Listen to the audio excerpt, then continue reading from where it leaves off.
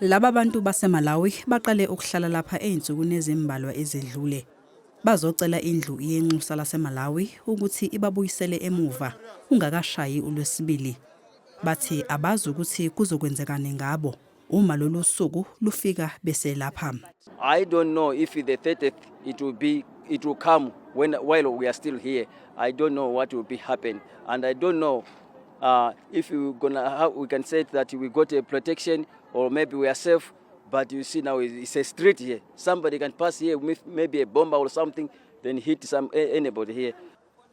Bacela uhulumeni waseMalawi ukuba athumele amabhasi ngokusheshsha. Banethemba ke lokuthi angeke bechithe izinsuku behlezi lapha njengoba kwenzekile komkhaya abalinde eThekwini. Maybe tomorrow must go today.